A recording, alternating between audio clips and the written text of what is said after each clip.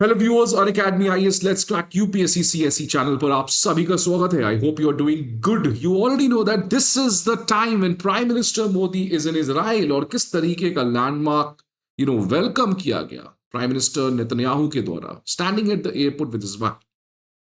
All the grand welcome, prime minister Modi's historic speech for the first time in Israeli parliament, Knesset, highest civilian award being offered to Prime Minister Modi. This clearly shows कि India का Israel moment arrive हो चुका है.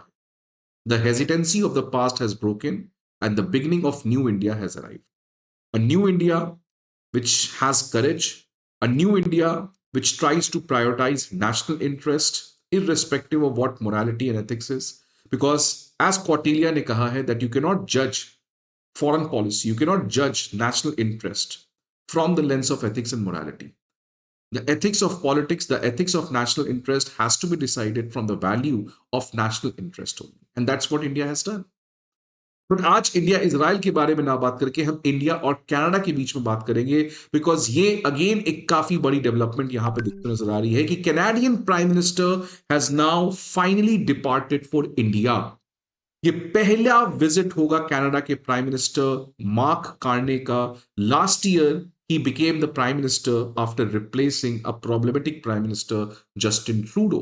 और mark Carney का ये India आना that really shows that how Canada has fallen into line.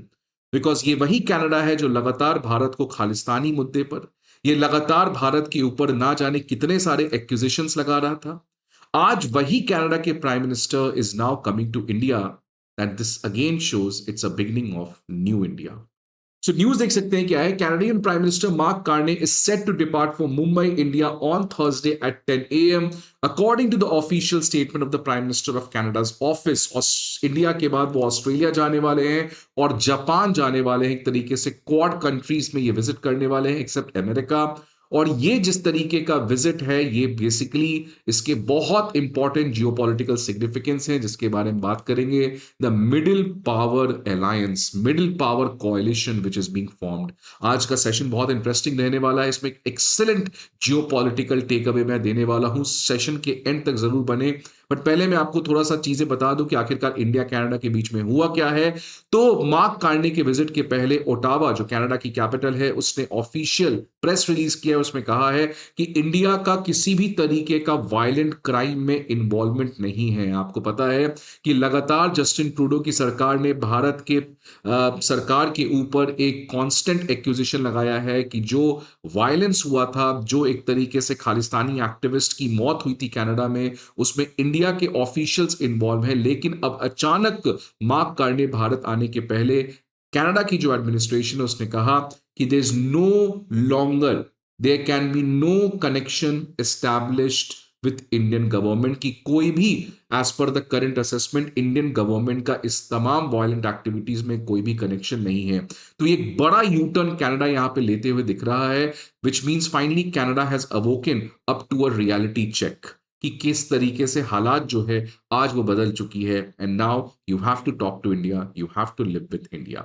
और इसके अलावा कनाडा के ऑफिशियल स्टेटमेंट में यह भी कहा गया है कि इंडिया और कनाडा के जो रिलेशनशिप है उसको एलिवेट करना है. लेट्स सी एलिवेट कहां पे किया जाता है.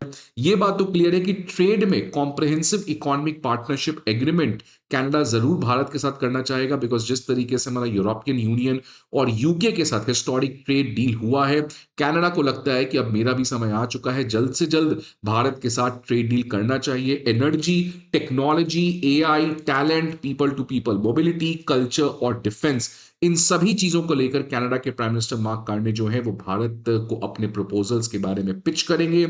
एक बहुत बड़ा बिजनेस कंसाइनमेंट भी कनाडा से आने वाला है और दोनों कंट्री आपस में कैसे ट्रेड बिजनेस को एक्सपैंड करे इसको लेकर बातचीत कर सकते हैं.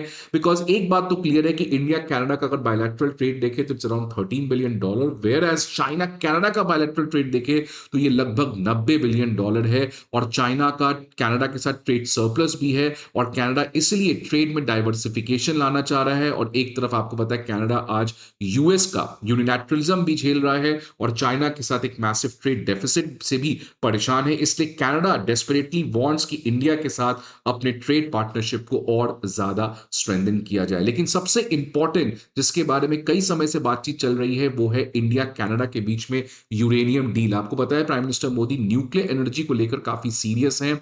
हमारा टारगेट है 100 गीगावाट न्यूक्लियर एनर्जी बाय 2047 तक हमें अचीव करना है, जो इस समय लगभग 9 गीगावाट है। तो एक बहुत बड़ा सफर हमें तय करना है, और इसलिए प्राइवेटाइजेशन ऑफ न्यूक्लियर प्लांट को भी, अब आपको पता है शांति बिल जो लाया गया था उसमें प्राइवेट सेक्टर को भी हमने एंटर करवाया है न्यूक्लियर एनर्जी के लिए। लेकिन उस न्यूक्लियर एनर्जी में जो भारत का एक डिलेमा है यूरेनियम, उसको लेकर कनाडा के साथ हमारा एक बड़ा एग्रीमेंट हो सकता है, बिकॉज इस समय कनाडा जो है वो वर्ल्ड का सेकंड लार्जेस्ट प्रोड्यूसर है यूरेनियम का।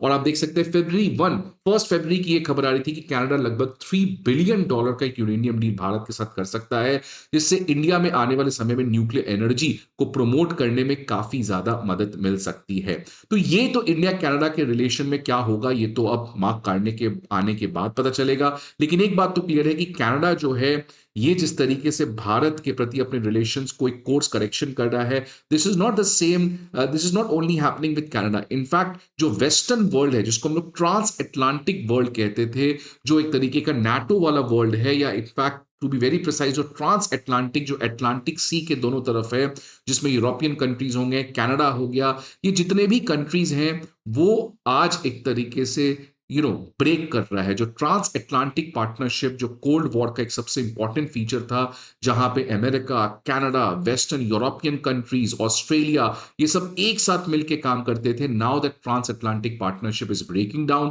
Thanks to mister Donald Trump. और आप देख सकते हैं कैसे जापान और यूरोपियन यूनियन ने एक सिक्योरिटी डिफेंस पार्टनरशिप किया।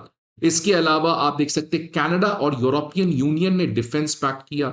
तो आज जिस तरीके से यूएस के कॉन्फिडेंस आज बिल्कुल हिल चुका है, the trust towards American leadership has faded, now the trans Atlantic things कि अब वो यूएस के सिक्योरिटी अम्ब्रेला के भरोसे नहीं रह सकते हैं, और इसीलिए फाइनली वो अब अपने यूएस डिपेंडेंस को कम करके स्ट्रेटेजिक ऑटोनॉमी की तरफ बढ़ रहे हैं, एक साथ आ रहे हैं, लीविंग अमेरिका। ये एक तरीके से नया डेवलपमेंट सामने नजर आते हुए दिख रहा है। और आप देख सकते हैं कि ये एक चाइना के मैगजीन का कार्टून है, ग्लोबल टाइम्स का, जिसमें क्लियर बताया गया कि ये यूरोपियन यूनियन है, इसके पास आज एक क्लियर ऑप्शन है कि ट्रांस अटलांटिक पार्टनरशिप अगर वो करते रहा तो फिर उसके सामने सबसे बड़ा ऑब्स्टिकल जो आने वाला है वो है अमेरिका फर्स्ट का। That is why it is the best for European Union and other countries such as Japan, Australia, Canada, कि now they have to take a turn towards strategic autonomy। और इसलिए आप देख सकते हैं फ्रांस strategic autonomy की बात करने लगा है, कनाडा बात करने लगा है, ऑस्ट्रेलिया बात करने लगा है। तो ये एक तरीके से क्लियर है कि ट्रांस अटलांटिक पार्टनरशिप जो है वो ब्रेक कर रहा है, और ये जितने भी कंट्रीज हैं वो अब एक नए रियलिटी का सामना कर रहे हैं। और इस नए रियलिटी में आज इनके सामने एक बात तो क्लियर है, भारत के साथ एक इंपॉर्टेंट रिलेशनशिप रखना। इसीलिए आप देख सकते हैं यूरोपियन यूनियन के भारत के साथ फ्री ट्रेड एग्रीमेंट करना, यूरोपियन यूनियन ऑस्ट्रेलिया का भी सेम चीज है, और अब कनाडा भी भागे भागे इंडिया आते हुए दिख रहा है। बट एक बात तो क्लियर आपको रह जाना चाहिए कि इट्स नॉट कि ये कंट्रीज केवल इंडिया आ रहे हैं। आज की एक खबर है कि जर्मनी के जो चांसलर हैं फ्रेडरिक मर्ज वो चाइना गए हैं। कनाडा के प्राइम मिनिस्टर मार्क कार्ने 8 साल के बाद चाइना गए थे, कनाडा के कोई भी प्राइम मिनिस्टर। तो ये सारे कंट्रीज जो हैं आज एक तरफ से यूएस का सेटबैक झेल रहे हैं, तो वो चाइना के साथ स्टेबिलिटी बनाना चाहते हैं और इंडिया में एक नया अपॉर्चुनिटी देख रहे हैं। तो ये आज जितने भी कंट्रीज हैं trans Atlantic partnership, they are ending their dependence on America, they are trying to stabilize, live peacefully with China, but open a new door for India, open a new opportunity for India। और ये India के लिए सही समय है, because we cannot compete at this stage with China, because China no doubt बहुत आगे बढ़ चुका है, but we need to use this compulsion, ये जितने भी कंट्रीज के हैं कि वो कैसे उनके कंपल्शंस को यूज करके इंडिया अपने सेल्फ कैपेसिटी को बढ़ाए। That right time will come, then we will see China in eyes to eyes. लेकिन अभी हमें इन ग्लोबल कॉन्ट्रडिक्शंस को, आज जितने भी तरीके के डेवलपमेंट्स हैं उसको अपने नेशनल इंटरेस्ट में कैसे यूज करना है, by living peacefully, that's what India wants. और इसीलिए अब कनाडा के प्राइम मिनिस्टर जिस तरीके से भारत आ रहे हैं, ये क्लियरली बताता है कि जितने भी वेस्टर्न कंट्रीज हैं, they are able to open a new opportunity for India, और ये इंडिया के विकसित भारत बनने के सफर में एक बहुत इंपॉर्टेंट चीज होगा। आपको क्या लगता है इस पर्टिकुलर चीज के बारे में? Please let me know in the comment box. I hope आपको ये वीडियो अच्छा लगे। See you again some other video. Till then good bye and take care.